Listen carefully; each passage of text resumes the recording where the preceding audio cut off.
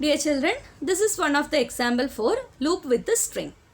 Here I used ch as a character in plan as a string.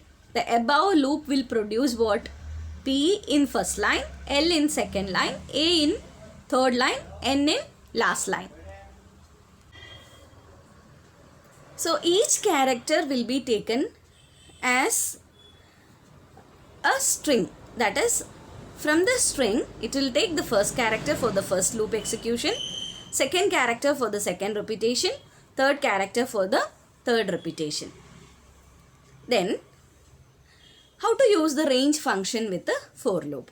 Look at the example I had given. For I in range 1, 101. Print I, end I had given like tab t. Here end tab t will cause output to appear without changing the line and give one tab space between the next output. That is, it will print the numbers from 1 to 100. Because 101 it is given, it is not inclusive.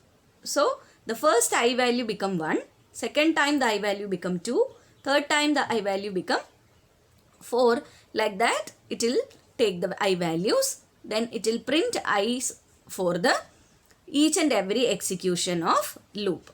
So 100 will be the last value. Let us create a loop to print all the natural numbers from 1 to 100. If you want to print all the natural numbers from 1 to 100, you need to give the query like this. Then table of any number. Here I am giving a table like num. So which number you need to proceed, you are getting from that, from the user. Then for I in range 1, 11. That is 1 to 10 it will take, and you are trying to print what? Num, into, I. That is num into I. It will print like num into I is equal to num into I. That is, what is the num? If I am giving the number value as 5, 5 into 1, then for the next loop 5 into 2, then 5 into 3, 5 into 4, num won't be changed, but I will be changed for each and every loop execution. I think you're all clear about how to print a multiplication table of any number. Then next thing, program to find the sum of all numbers which is divisible by 7 between 1 to 100. Dear children, here I used a variable sum is equal to 0, I in range 1 to 100, then I mod 7. In the for loop, I am checking I mod 7. So each and every values which is divisible by 7 will be taken for addition.